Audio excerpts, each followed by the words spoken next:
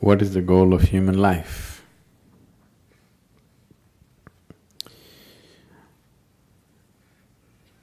What is the purpose of human life?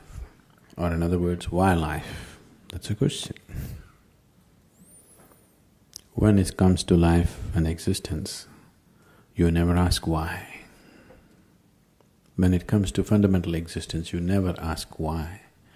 Because if you ask why, then I have to tell you a story. When I say a story, even if it's a real story, a real story, whatever I speak, if it is not in your experience, it is just a story. The only option that you have is either you believe me or you disbelieve me. Yes? If you believe me, it doesn't get you any closer to truth. If you disbelieve me, it doesn't get you at all. So, you never ask why. Right now, you're here with life. Why such a question has come? What is the goal of life? Because the process is not enough, isn't it? Yes? The process of life is not enough somehow. Suppose you were bursting with ecstasy every moment of your life, such a question would never come. What is the goal of life? Because to live is the goal of life. To live and to live totally. To live totally does not mean party every night. To live totally means when you are here, you must experience all aspects of life and go. Whatever this is, every aspect of what this is must come into your experience before you fall dead, isn't it so? Yes? This must happen, isn't it so, for every human being? Or do you want to just experience 10% of you and go away? You must experience what this life is totally, isn't it? Before you go, you must experience this. If you do experience that, then such questions will never arise in your mind because that's not the way existence is. Logically, your question is very correct. Okay, I'm living here, what is the goal of my life? If I tell you the goal of your life is you must attain to God, so we are making lots of assumptions, isn't it? We are making assumptions about various things which are not yet in our experience, isn't it? The moment you make assumptions about things which are not in your experience, you will become hallucinatory. 99% of the world's religion is hallucinatory, please see.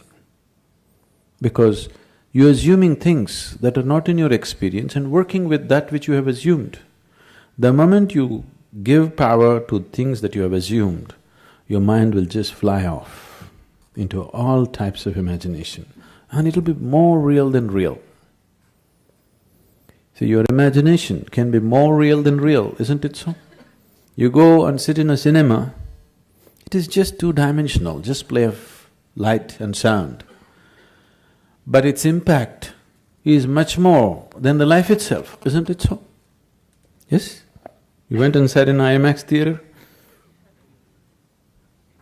Its impact is bigger than life, isn't it?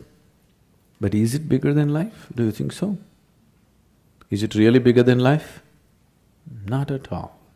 It is just that imagination has such power. Imagination, thought, emotion, all these things are a way to pave the way. Now I have a thought, I want to go to New York. This paves the way. Once I say, I want to go to New York, now, okay, how to go, shall I buy the ticket, shall I walk it, what shall I do, shall I drive? It's paving the way. But if I sit here and go on thinking New York, I'll never make it. Thought is not a reality that takes you there. It only paves the way, it makes you willing, that's all. Yes? Thought and emotion only makes you willing, it's never the real thing. But once you start giving too much significance to your thought and emotion, it starts seeming like as if it's the real thing. More real than the real. What you're thinking in your head is more real than what's around you, isn't it so? Yes? That's the whole problem with life right now, that your thought and emotion has become a bigger reality than reality itself. Now, this is like, if you go probably in the countryside, there'll be… what do you call them? We call them handpost. What do you call them here? A handpost? What do you call it? Something… a marker? A signpost, okay? So, these are called handposts usually because they used to be made like hands at one time, like this it used to be. Have you seen them? Like this, it says, this way to New York. So, you go and sit on this and you think you're in New York. That's not New York, isn't it? So, thought is only a signpost. It points you in the direction you want to go, but it never takes you there, it cannot take you there. But people who think it is taking them there have become hallucinatory in such a way that even reality cannot get them out. Even if you poke them with a knife, they will not know, they're somewhere else. Their thought and emotion is far more important than that. This is a scourge which has taken humanity such a big way, such a big way. And of all the type of thoughts and emotions that we generate, the religious thought and religious emotion or spiritual thought and spiritual emotion are most dangerous because they're powerful, empowered by the otherworldly. Because of that kind of power, it just rules people. It just rules people so deeply. And we can always see that some other religion that you don't belong to, what stupidity, what nonsense they're doing, but what you're doing is just never visible, isn't it? Yes? Isn't it so? Isn't it happening every day? Because once the thought and emotion becomes powerful, you start believing it. Once you start believing something which is not yet in your experience, you are a dangerous human being.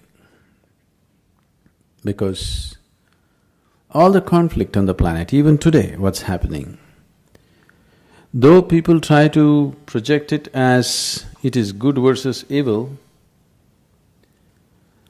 though people are trying to project it as good versus evil, it is not about good and evil. It is always about one man's belief versus another man's belief, isn't it so?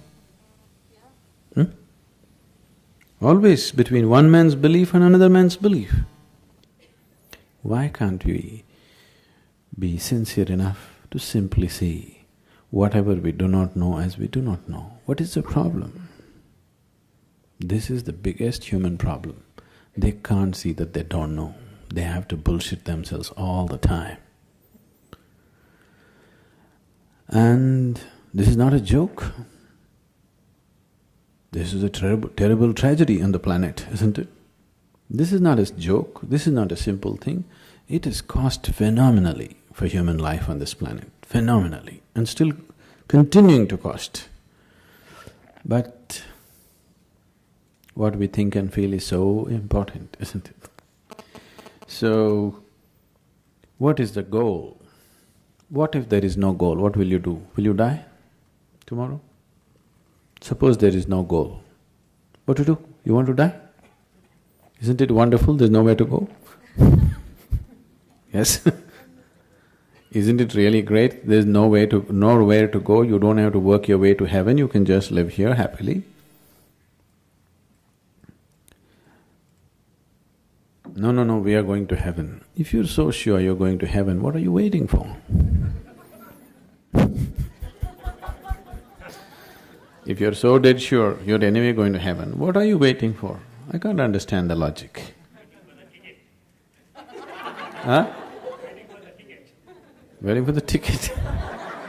All you have to do is go and cut your throat in front of the temple. You understand? Whichever is your favorite temple, it'll happen. People 100% believe after I die, I will go to the lap of God. If you are going to the lap of God, you should not delay it. Really? Isn't it so? Such a sacred duty, can you delay it? You must go today, not even tomorrow. No, you want to live long. So why are you postponing such a wonderful opportunity? That's because you're full of bull. You tell yourself things which are not yet a reality for you. I'm not questioning whether these things exist, not exist, but it's not yet a reality for you. If you talk about things which are not yet a reality for you, to put it very bluntly, it just amounts to lying. This lying has cost phenomenally for individual human beings and for the whole humanity in a big way. For more on Sadhguru, visit www.ishafoundation.org.